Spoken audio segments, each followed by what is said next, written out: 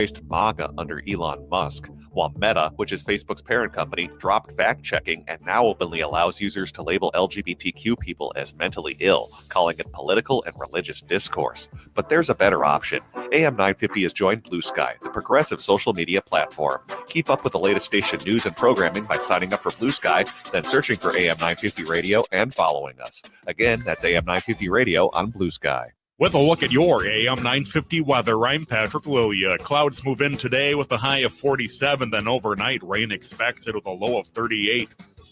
AM 950 is celebrating 15 years of Matt McNeil on March 30th, and you're invited. Join us at Crooner Supper Club in Fridley from 2 to 5 for an unforgettable celebration. Head over to am950radio.com right now to get your tickets. Portions of the following program may be pre-recorded. Good morning, and welcome to Connections Radio Show, where we talk about ideas that matter. I'm glad you've made the connection and are with us today. I'm Lori Fitz, your host, and the goal of our show is to explore a wide range of topics that challenge us to see ourselves, our community, and the world around us in ways that get us thinking, get us connected, and perhaps inspired or challenged to do just a bit more because we've made the connection. So our topic today is in the rich, people-centric restaurant industry. We'll be exploring how AI is shaping our dining out experience today and perhaps not in the not too distant future. And hosting with me today are Rick Bernardo, and he has a great background in teaching cyber tech ethics, and Mia Roberts, who is the Director of Strategic Development for the National Restaurant Association. Rick and Mia, thank you so much for joining me today. You're welcome. It's good to be here. And Mia, we're glad that you're joining us as one of our co-hosts today. Good morning, Lori. Good morning, Rick. Hi, Jana. Thanks for having me. Absolutely. Well, each of our hosts come with a curiosity about what AI could be for the restaurant industry. And we're looking forward to engaging conversation with our AI expert guest. And I'm particularly fascinated because not only do I host the show, but I also work for the National Restaurant Association Educational Foundation. And the foundation empowers people from all backgrounds with the training and education that they need to secure a better future.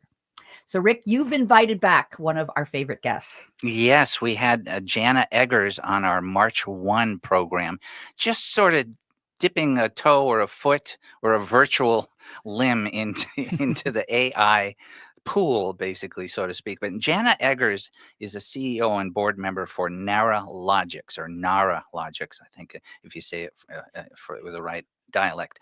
And she has 30 years of technology and leadership experience, from Naralogics to Intuit and Lycos, American Airlines, and all kinds of companies, even Los Alamos National Laboratory, which is amazing, and startups that you may have heard of or may not have heard of. She's a frequent speaker, writer, and mentor on AI and startups, which is why she has this job now with Naralogics. She's also a marathoner, by the way. I've seen some footage of that, literal footage. And hi, Jana. Hi, it's great to be back. Oh, we're glad you're here. And what I also love is that you have a passion for restaurants as well. I do. I'm so excited and honored that you all asked me to come and I get to talk about something that I'm very passionate about and have many friends in the food and bev industry. And I brought you on March 1, and what I remember from that just was firsthand. I remember the reason I brought you on the show is you're committed to customer service in all its ways, and I can testify to that. That's how I met Jana. But I also remember we talked about on March 1 how we've been using AI, or artificial intelligence, for so much longer than most of us really realize, and I'm still stuck on that. There were examples mentioned of it used to be MapQuest, but that's all AI. Oh, when we talk to Siri, Yeah. Somehow that's happening Yes. through intelligence, not mine. Well, I also think it's really interesting to look at the restaurant industry being very people oriented. It's both a personal and a community story. Maybe we go because we don't feel like making dinner or doing dishes, or maybe you want your daughter or granddaughter to have a really loud birthday song sang to them. Maybe it's your first date, or maybe it's a celebration of an anniversary, or you've gotten ready to propose, or you just are dying for that favorite dish and you want to go there tonight. For me, it's Cioppino. I love my fish stew, and every once in a while I have to make sure I get to my restaurant to do that. And they're both personal and they have personality. It's where we celebrate connection. And as we talk about this today, I want to encourage the audience to think about your favorite restaurants. Think about that place and what makes it special. And we'll be introducing ideas to think about how AI can make an impact. I want to first bring you an article that was written by the National Restaurant Association as part of their Tech Week back in October of 2023. And it was using AI for the restaurant operations. While customers may not see what takes place behind scenes, they certainly experience the result. When it comes to success, the priority for the staff is speed and efficiency without sacrificing quality. From managing inventory to ensuring quick, consistent food preparation, restaurant operations play a crucial role in delivering a dining experience that draws repeat business. AI refers to the simulation of human intelligence in machines, which are programmed to think about and learn like humans.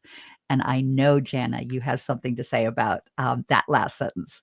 Share with me what your reaction is to that.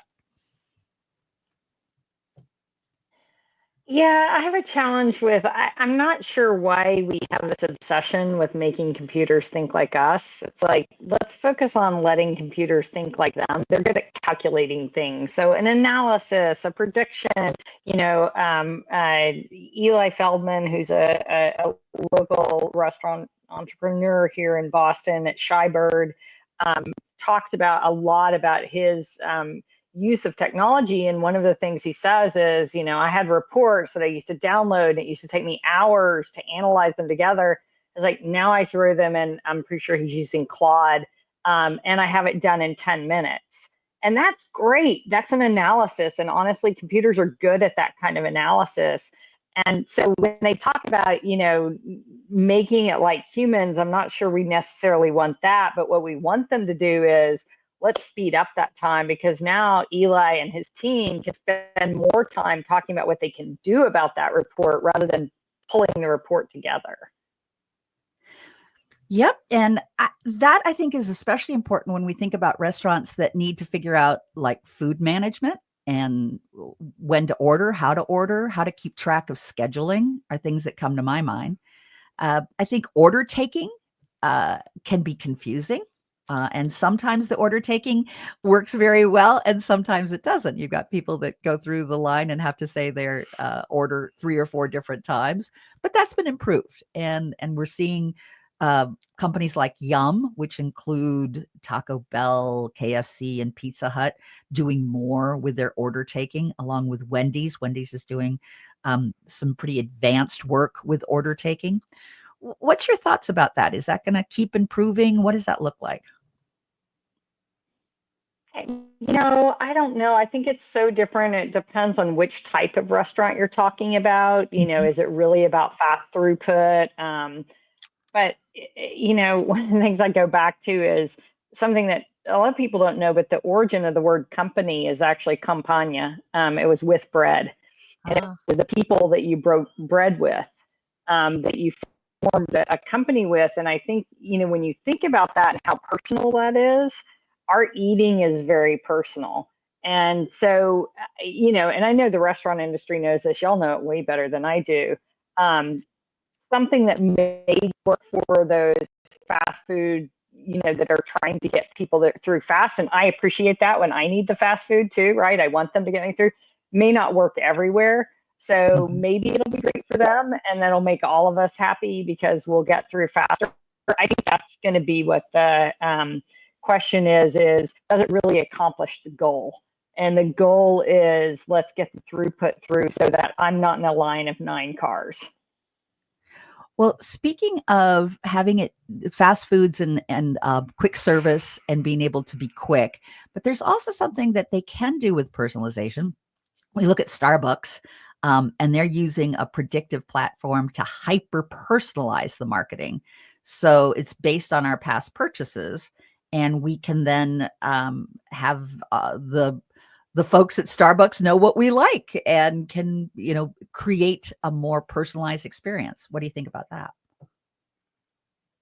Starbucks has been doing a great job, and they've been at it for years. So this is not something new for them at all. They created Digital Flywheel, more than 10 years ago at this point, and have really focused on, I think at one point the number was remarkable, and this was again at least 8 years ago, if not more, that they went from having, whatever it was, 20 segments that they were marketing to really being hyper personalized. And it was like 467 segments, 467,000, sorry, huge number of segments that they had, which no human could make. A human can do 24 marketing campaigns, but a human can't do 467,000. I'm sure it's more now. But they did that over a period of a few months, like that kind of switch. And that's only possible with AI, right? Because you're really hyper personalizing to those little tiny segments. And so I think they're really a leader. It's a great organization to look at. But I'm going to also step back and say, do most restaurants need that? Right? There's such a difference between a Starbucks and, my favorite restaurant group in Boston, although I have a bunch of favorites, but Coda is one of my favorite restaurant groups, and they do such a great job with hospitality. And I think that what I want more for them is they have to spend less time doing analysis because they're all so good at hospitality. And that's the personal aspect that I don't think a machine will ever replace. I think the interesting thing too, Jana, about Starbucks is that they've spent the last 10 years trying to emulate and create the feel of a small town, intimate coffee cafe on a national chain level. And so AI has been part of that striving in what Starbucks is trying to emulate on that national level. I think that's a compelling thing to contemplate. Absolutely. Yeah, and then how you compete with that as a local place too, right? Like, how do you think about it, what they're doing, and be able to bring that to your organization for your own, expressing your own brand? It's knowing who we are. And in our small town community, we might have gone to school with them. We might have our kids going to school together. We might grocery shop at the same place. So there's a sense of community that it is interesting, Mia, that's something that a very large company wants to be able to replicate in creating a hyper personalized and something to, what are the things that we can think of in big ways? And how are some of the big ways thinking about it in small ways in terms of making those connections? I do have to have us take a break, but when we come back, I'd like to continue our conversation about the various ways that AI has impacted. Part of it is that operational efficiency. And I think that's what you were starting to talk about, Jana, in terms of, what some of these restaurants, maybe the small restaurants, can support with upgrading perhaps some of their technology that allows more of that connection time with the people that are coming and joining and celebrating. So we'll be back after just a few short commercials of folks that support the work that we do. And we'll learn more about how is AI impacting the restaurant industry.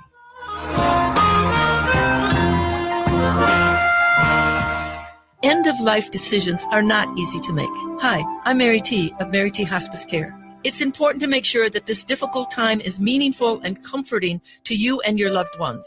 Our hospice team provides an individualized program of physical, emotional, spiritual, and practical care so your loved one is comfortable and not in pain. At Mary T. Hospice, we understand that choosing the right hospice care provider can be overwhelming, but we're here to assist you. Learn more today at marytinc.com. Hi, I'm Bruce Klopfleisch. Join me every Sunday at 5 p.m. for Politics Matters. We'll talk about how civics, politics, and law affect you by highlighting a different topic each week. On this week's show, we cover part of the 14th Amendment to the Constitution, cover some legal cases that Trump is losing bigly in federal court, and more criticism of Chuck Schumer. Tune in Sundays at 5 p.m. for Politics Matters with Bruce Klopfleisch to discover why government and civics matter, and podcast the show anytime on your favorite app. Hey, it's Freddie Bell, host of New Beginnings, designed for those of us more seasoned, I'll say, with informative talk on everything from health, finance, local and regional news, volunteerism, spirituality, and even a bit of humor tossed in. So if you're proud to be a more seasoned listener, tune in to New Beginnings Sunday afternoons at 1 right here on the Progressive Voice of Minnesota, AM 950. Hi, this is Paul Metza, host of the Wall of Power Radio Hour. We have been on the air on AM 950 for 10 years. We feature cool people from all walks of life in all 50 states. We've had musicians, politicians, actors, poets, people with great stories or a tale to tell. Tune in every Saturday night at 6 p.m. on AM 950, and podcasts are available on all streaming services. Hey, it's Patrick. We're headed into March, which means spring cleaning is almost here. You're about to realize that, and so is just about everybody else, too. That's why you need to beat the spring cleaning rush with big savings and priority booking by calling our friends at Zero Res right now. We just had Zero Res over at our house last week, and they did such a wonderful job. They were on time, professional, and we couldn't be happier with the results. Spring is a time for renewal. Let Zero Res help you refresh your home with clean carpets, fresh floors, and improved air quality. This month, get 3 rooms Zero Resified from Minnesota's #1 carpet cleaner, starting at $129, and take $75 off an air duct cleaning. Again, that's 3 rooms starting at $129 and $75 off an air duct cleaning. Beat the rush. Call now, 952-ZERO-RES, or go to ZeroResMinnesota.com and ask for the AM 950 special. That's Zero Res. Backward or forward spells the same. Good morning. I'm Lori Fitz, and welcome to Connections Radio Show, where we talk about ideas that matter. And I am glad you have joined the conversation. Our topic today is looking at our rich, people-centric restaurant industry. How does AI play a role, especially in our dining experience today and perhaps in the future?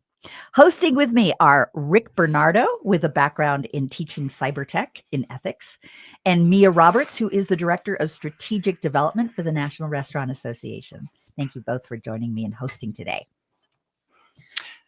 You're welcome. Well, good, yes. It was a chore, but I'm here. No, it's all a pleasure. And I've got also Jana Eggers with us, the CEO and board member of Nara Logics.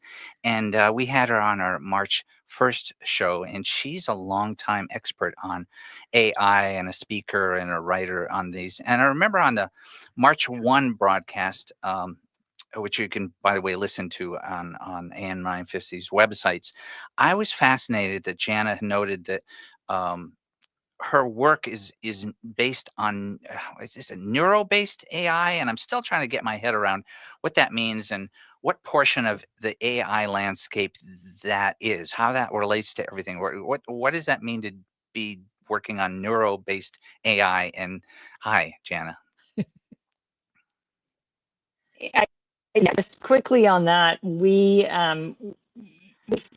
while most AI these days are based on neural nets, that was just kind of a name that was added on to be what we thought in the 50s that how neurons worked. We've learned a lot more now, and so we came out of the Brain and Cognitive Sciences lab at MIT. And it really is modeling how our neurons connect, which is what we're using, which is why it's a bit of a differentiator. And it looks at how we make choices differently. And we'll get into that a little bit more. But I think that's interesting in terms of it's not just cause effect. There's patterns that you're looking at in the way that you're doing. Is that correct?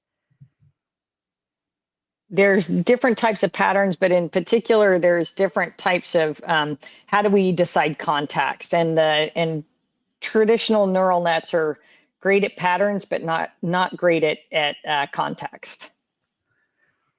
Well, as we're coming back and looking at the restaurant industry, there's a lot of choices that go on there that I think AI can certainly be helping us with.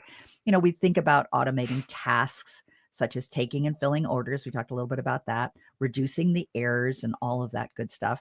But we're also looking at, the enhanced customer service. We're looking at how we can make it more relatable, and the personalization of that. And when we look at operational efficiencies, we're looking at cost management. And it's interesting, the National Restaurant Association had published nearly 4 in 10 restaurant managers polled listed expense reduction as a top objective for them, looking at high food, energy, and labor costs. Talk to me a little bit about how AI supports that.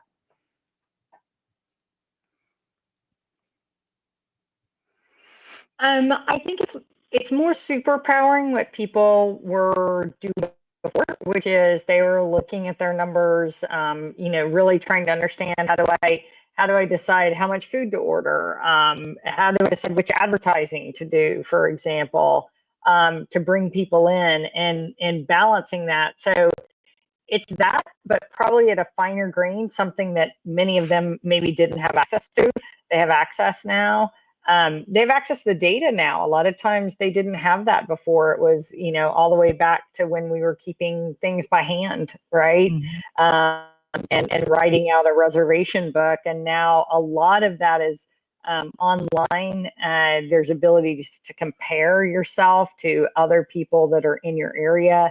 I know some restaurants that are starting to even share information with each other because they know that they're not truly competitive, and that they, you're not going to go to the same restaurant every night. So why not help other people that are like you and similar restaurants or complementary restaurants? So there's a lot more data available, which means more analysis, which again is hand in hand with AI. Now, you shared earlier when we talked before the show that you've talked to some of your restaurant friends. Tell me some of the things that they shared with you. They just, again, it's similar. So one of the people I was talking to is Deirdre Ald, and she is the CEO of Coda Group here in Boston. And she said that as they're expanding now, they have, I think they're up to 5 restaurants, SRV, Balea, oh my gosh, Gufo, and Salty Pig. I think I got them all. And they, as they've expanded, you're talking about more employees. You need to get communications out to them. You're talking about different customers too. Gufo is more casual Italian, SRV is high-end Italian. Those are different types of customers. How do you communicate with each of them individually? So that a lot was around communications, a lot was around analyzing reports and bringing that in. They mentioned phone and being able to respond faster to people. So it didn't require a human being in there. Like, hey, we can respond to them and make sure get their restaurant confirmation. So that's a lot more assurance and customer, and comfort for the customer. So those are the types of things that I heard. And how do you think how that affects the dining experience when those things are being taken care of? I think, things like it's really funny because I remember I love Danny Meyer, of course, and Red Setting the Table. And, one of the things he said was he resisted some of the, like Open Table and stuff like that at first, because he was like, people need to call and talk to my people. But he realized he wasn't thinking about the customer. And so that example of, hey, we can respond faster to them and confirm their reservation, that's part of the experience. Like, I know, and gosh, they got back to me fast, and they said they heard me that it was going to be about a birthday party or something like that. And they added something special to say, we're going to put you in a certain area so you can sing as loud as you want, So things like that, I think it gives them, when you don't have to worry about some of that core, when that's taken care of, you can add your extra hospitality on there. I think it frees them up to do that. Deirdre's not in the back worrying about her report, when she can be out on the floor and really greeting and working with the people who are there to have that experience. Well, you bring such a wealth of connections in your Boston area, as well as your brilliance with AI, and we so appreciate you. I do have to go to break. When we come back, we're going to continue a deeper dive into those smaller restaurants. You've named some really nice, fairly larger independents that have multiple restaurants. What about maybe some of the little cafes and coffee shops out in the community? Love to talk about what small steps they can imagine for themselves as well. So we'll be right back and look forward to continuing our conversation.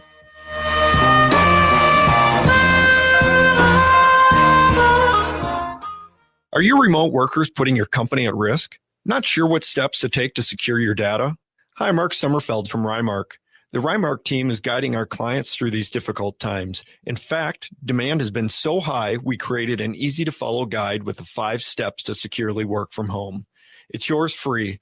Download our 5 steps to securely work from home now at rymarkit.com or call 651-328-8900 for a no-cost how-to discussion. Hi, I'm Philip Anthony, host of the Downright Upright Show, airing right here on AM 950 Radio, Saturdays at 5 p.m. Join me as I dive into captivating conversations with people from all walks of life. As a proud member of the LGBTQ community, I celebrate diversity and beyond with unique stories that make us fantabulous. Please join me every Saturday at 5 p.m. or wherever you listen to podcasts. Hi, I'm Bruce Klopfleisch. Join me every Sunday at 5 p.m. for Politics Matters. We'll talk about how civics, politics, and law affect you by highlighting a different topic each week. On this week's show, we cover part of the 14th Amendment to the Constitution, cover some legal cases that Trump is losing bigly in federal court, and more criticism of Chuck Schumer. Tune in Sundays at 5 p.m. for Politics Matters with Bruce Klopfleisch to discover why government and civics matter, and podcast the show anytime on your favorite app. Do you remember that invincible feeling you used to have? The boundless energy, the clarity of mind, the effort with which you faced every challenge? What if you could feel that again? If you ever took a biology class and heard the term mitochondria, this is the powerhouse of each of your body's cells. And this is where energy is created to do all the things we do. The demands of modern life, such as stress, aging, and environmental toxins, decrease our mitochondrial function, and we experience things like decreased energy, brain fog, and we generally feel exhausted. At Hypercharge Wellness Centers, our treatments offer gateways to rediscover your lost essence, to feel alive, invigorated, and whole once more. Call or go online to schedule your free introductory session valued at $200 today. This is your opportunity to feel the difference for yourself. No matter where you are in the Twin Cities, there is a convenient location near you. Visit hyperchargeclinic.com now. That's hyperchargeclinic.com. Hypercharge is hope. I'm Dr. Stefano Sinacropi, an orthopedic spine surgeon and wellness evangelist, hosting the brand new Recharging the Human Battery show on AM 950 Radio. My co-host Mandy Dickey and I will delve into various health topics, ranging from medicine to nutrition to exercise, emerging technologies, and yes, some way out there stuff. Will provide a balanced view of today's landscape, helping listeners navigate its complexities and hoping to change the way you think about your health. Recharging the Human Battery airs Saturdays at 11 a.m. With a look at your AM 950 weather, I'm Patrick Lilia. Clouds move in today with a high of 47, then overnight rain expected with a low of 38. For more than 40 years, the Great Wall Restaurant has been serving up Szechuan and Mandarin favorites. The Great Wall is located just north of 50th in France on the Minneapolis-Edina City line. Check them out at greatwallrestaurant.us. AM 950 KTNF, St. Louis Park, Minneapolis, St. Paul. Welcome to Connections Radio Show. I'm Lori Fitz, your host, And our topic today is looking at the restaurant industry and exploring how AI is shaping our dining experience. Hosting with me today are Rick Bernardo, with a background in teaching cybertech ethics, and Mia Roberts, who is the Director of Strategic Development at the National Restaurant Association. Thanks, guys. I appreciate you being here. You're welcome. And we're curious about what AI could be in the restaurant industry. And we're having a great engaging conversation with you, Jenna. Thank you for joining us. And Rick, you could share a little bit about some of the things that struck you from our last show and this show. Last show was March 1. Go to AM 950's podcast sites and for video and audio and all that. But I do remember so many things from our March 1 broadcast. I remember how we talked about how we might be able to let AI not be like humans because and let it do what it does best. There's sort of a for better or worse marriage we're entering into here with AI. And how could we allow AI to support or even enhance actual human connections is a great focus, I think. And that's what we talked about last time too. And Mia, I'd love to have you set the stage for us in thinking about the restaurant industry. Yeah, there's a lot to consider here. And I think I'm going to throw a couple of data points at you just to kind of give a sense of the landscape here. And I think we talked a little bit thus far about what the national chains are doing in terms of advancing their operational capacity, right? Drive-through, apps, loyalty programs, all of those interesting things that national chains are doing. But the reality, Lori, is that 70% of restaurants in the United States are actually a single unit operation. They live in local communities. They're typically family run. It's one of the most diverse industries in America. And so if you think about what we're asking a restaurant operator to do, run a kitchen, attract and retain talent, keep customers happy, make the best spaghetti bolognese in the tri-state area, like all the things that we're asking them to do. And now we're asking local restaurant operators to become AI experts. And that's a massive ask in terms of education, keeping up with trends. So one of the things that I'm curious about is, what are the leading elements that AI can support? What are the tools that restaurant operators can use to make their jobs easier so that they can go and focus on that spaghetti bolognese, which is what customers really want. And one of the things I think is attracting and retaining talent, right? It's hard. Another data point for you here is that 1 out of every 10 jobs in the United States is in a restaurant, whether it's back of house, front of house. That's a lot of people power. So how can we make it easier for people who run restaurants and develop these thriving centers of community life, make it easier for them to employ people and create a great employment experience? I think that's one of the leading ways. And we have a lot of companies that we work with at the National Restaurant Association who are thinking a lot about this in terms of the technology and the opportunity to attract and retain talent. Jan, I would love to hear your thoughts on that. Yeah, and I'm really glad you brought up the employment experience because we have focused a bit on hospitality. Me as a consumer, of course, that's of that hospitality, Right. but it is one of the biggest challenges I know for restaurateurs, and one area that I think, especially for small shops, is scheduling is an example. And oftentimes they can be a great employer if they have more flexibility in the scheduling. So imagine some AI that helps them, even the things like in our own calendaring that we do every day, right? And now there's a button that says find time. So having something that helps us do that kind of scheduling and allows us to give flexibility to employees so that somebody can say, oh, I have a sick dog, I have to take it to the vet and I need, 2 hours covered. Who can do that? And it's done with the press of the button, and the owner doesn't even have to worry about it. They can still sit there and, as you said, focus on their bolognese. And so you know that those kinds of things happen all the time. So any little tools like that, I would, for those folks, is I would think, they know their restaurant the best. They know where they spend most time. Is it on scheduling? Is it on, sales analysis to figure out how do I get more people? Is it on, how do I write a better, Google ad campaign if somebody's searching for coffee in my area?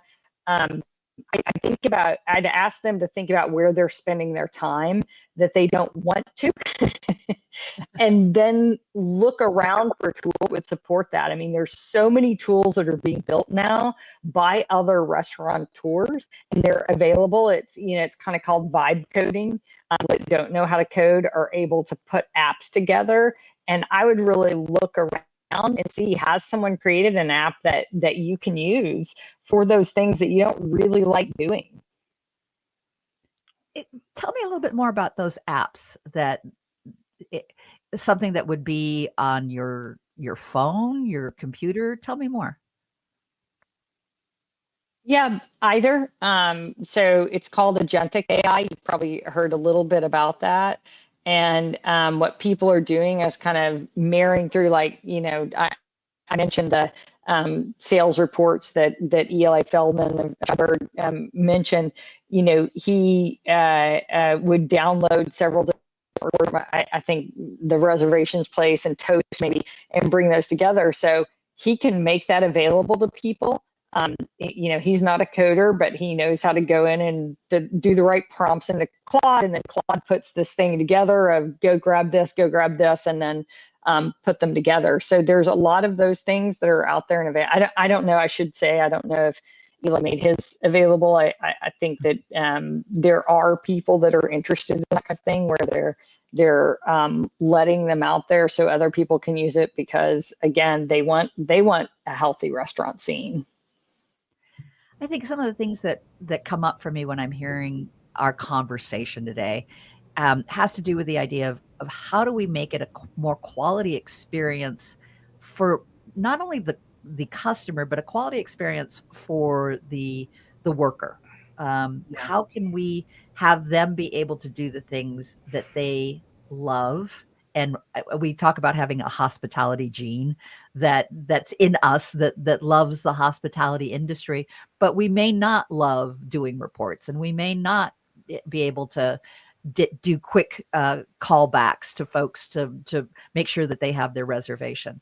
But there's sort of a shyness, I think, around how do we do those first steps in looking for those apps and looking for what can help us. Is that something online that they can Google, or what would you suggest when you've got people that may be a little uncomfortable because they've heard things about AI and they don't know what that really means?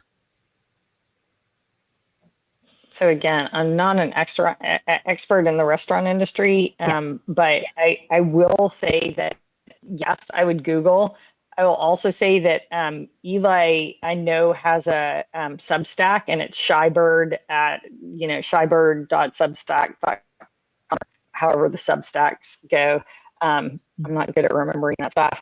And he talked about the technology that he uses. I also know that Hungry, which is spelled without a U, is a podcast, and I know they've covered some on technology. So I think if you Google it and maybe even start with somebody like Eli, that you'll start finding them, and then read what they do, who they talk about, and then those will be other links of people that you could follow. So I think it could be very quick to find, and I imagine the Restaurant Association also has some education maybe.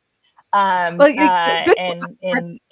great lead in, because it's exactly what I was going to say. If folks are interested at the National Restaurant Association, we do have a wonderful restaurant show that we do every year, and we will be doing it again this year. And there will be lots of, I think, educational breakouts that will encourage thinking about AI in a new way. And to go to our websites, there's a couple different websites. If you're interested about the National Restaurant Association Educational Foundation, and in that in that area, what we do is we empower people from all backgrounds with training and education.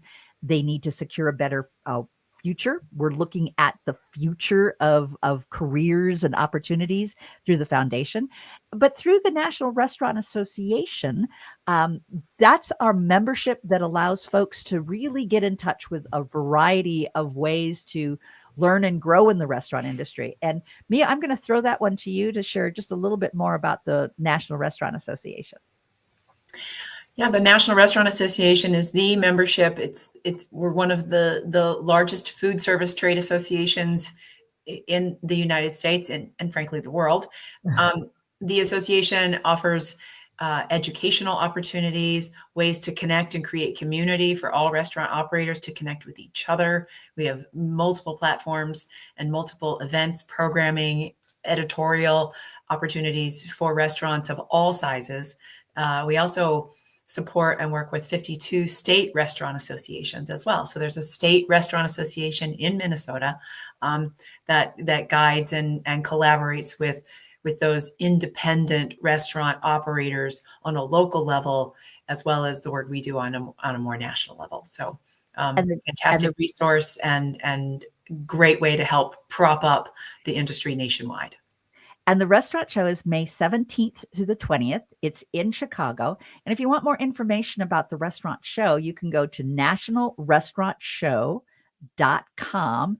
And it will give you all the cool things that are happening there, what breakout sessions are there. If you are in the restaurant industry and you're interested in learning more about this AI, we want to encourage you to attend. If you are not part of the National Restaurant Association, we'd love to have you consider that. And you can go to our National Restaurant Association website by going to restaurant.org. Tells a little bit about the work that we do and how we support our restaurant members.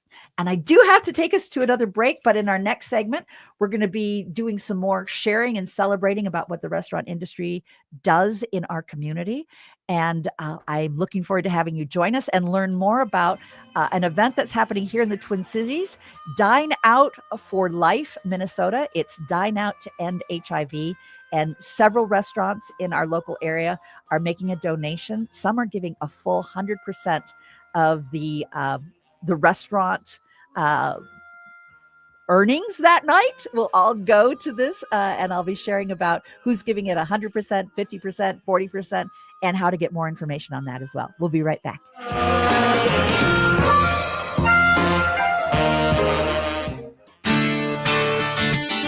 Greg Bakken here. Like you, I love good, fresh, delicious food. So I want to tell you about this treasure in Roseville called Mavericks Real Roast Beef. Mavericks has the best roast beef sandwiches I've ever had. Made fresh every order. Add fries or onion rings dropped in the fryer when ordered, and you have a winning combination. Mavericks Real Roast Beef has a lot more than roast beef, so check out their website, mavericksbeef.com, or check out their restaurant on Lexington in Roseville. Hey, this is John Parker with The Gailey Show. Who knew 20 years ago, even 10 years ago, that social media CEOs would deliberately turn their platforms into far-right engines of fascism? TikTok shares your personal data with China's authoritarian government. Twitter is the primary site for MAGA organizing and spreading their propaganda. And now Facebook, Instagram, and Threads have not only stopped fact-checking far-right disinformation and lies, but they wrote the following policies telling its users that they can post, and I quote, allegations of mental illness or abnormality when based on gender or sexual orientation. And they can also explicitly refer to women as, and again, I quote, household objects or property. So AM 950 and The Gailey Show have moved to Blue Sky, where far-right extremists are banned on site, there is no algorithm, and social media is, well, sociable. Plus, we've created a listener starter pack just for you. Use our starter pack to immediately follow all of your favorite AM 950 shows already on Blue Sky. We're at thegaileyshow.org. That's at thegaileyshow.org on Blue Sky.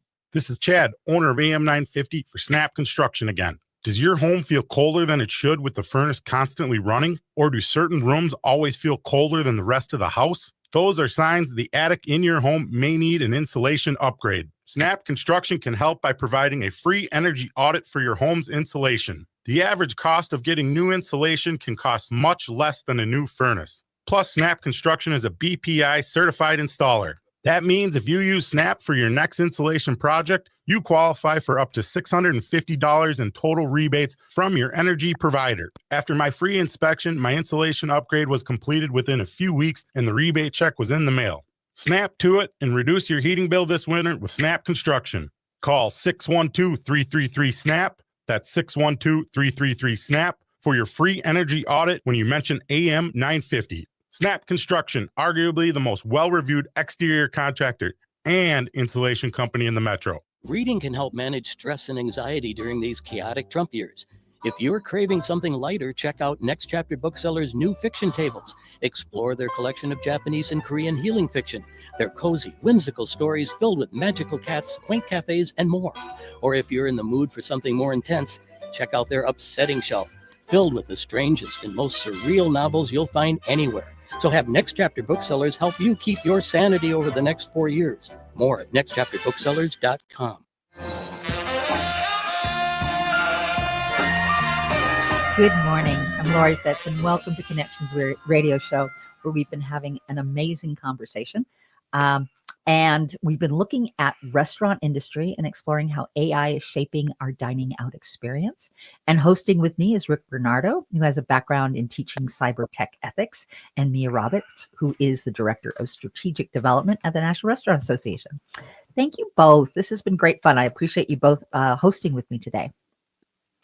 You're welcome. And I have been listening and watching, and I want to remind people of two websites.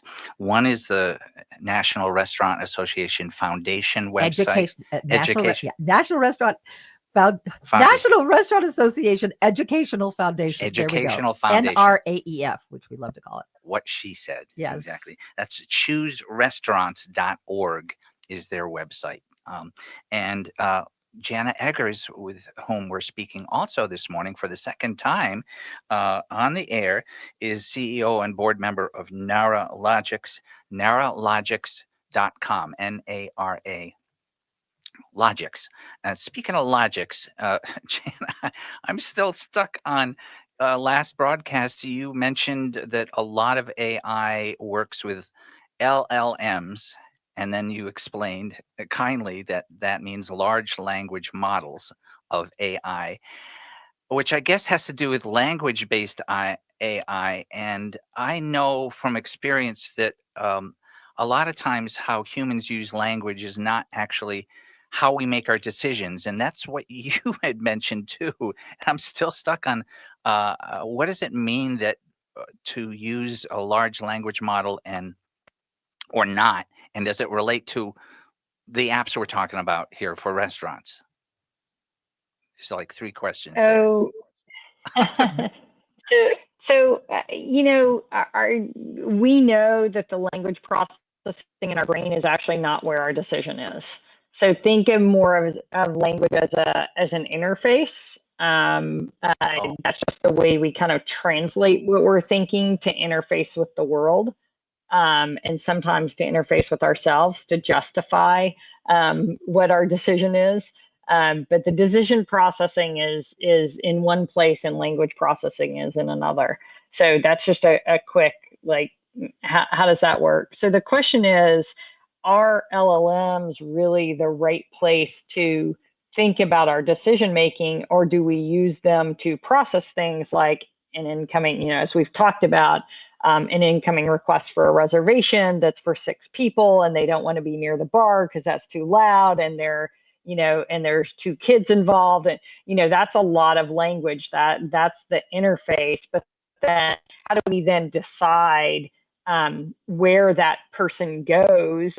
And that's not necessarily a language process, you know, or like we said before, someone's requesting to shift their shift by 2 hours because they need to get their dog to the vet. How do you process that and still allow them to do that and find someone else to cover, and maybe do that without any kind of human interaction, right? We let the agentic AI go off and figure out, you know, and offer to certain employees, hey, can you stay late? Can someone else drop in a little bit early and cover that time in the shift? And so it really depends on kind of breaking the task down to which part needs language and which part needs a different type of analysis, maybe, or a reasoning chain. Wow. You talk in terms of ways that allow me to reconsider the AI experience and be able to better sort it. So I appreciate how you can delineate AI for us.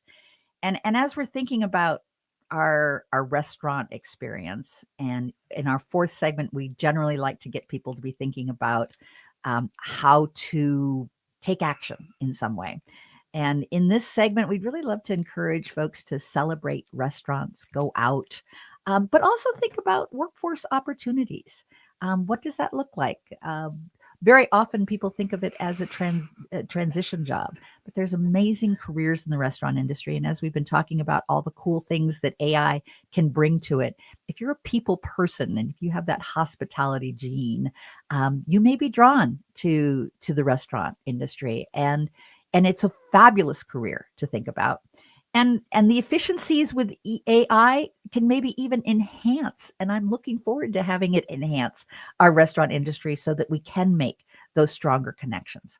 So I want to first thank our AM 950 supporters that advertise on our station, that are restaurants, and have been advertising for many years to bring us our wonderful programming. We love our coffee latte. You heard earlier, Great Wall of China, Crooner's Lounge and Supper Club, the Park Tavern are all great supporters.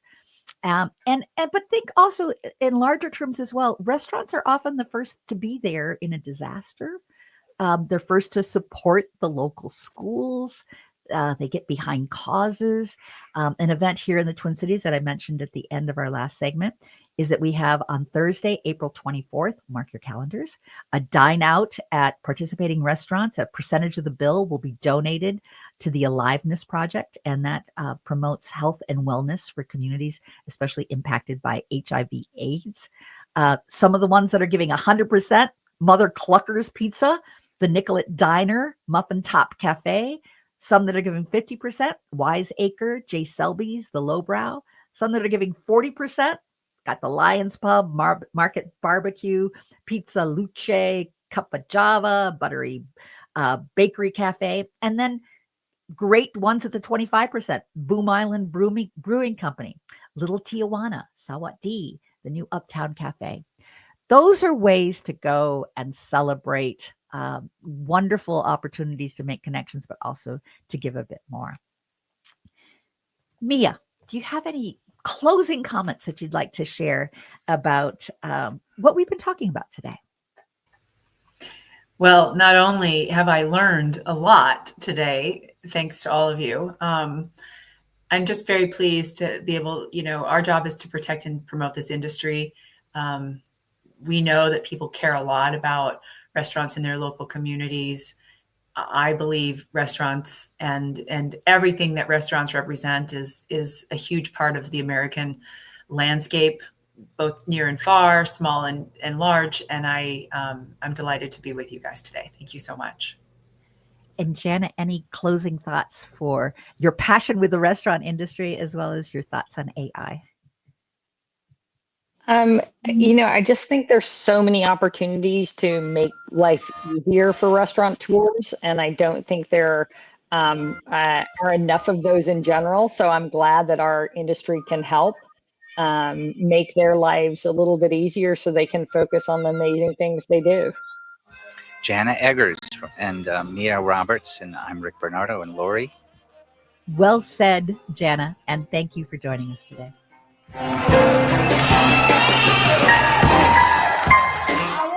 Join us April 10 through 12 at the Capitol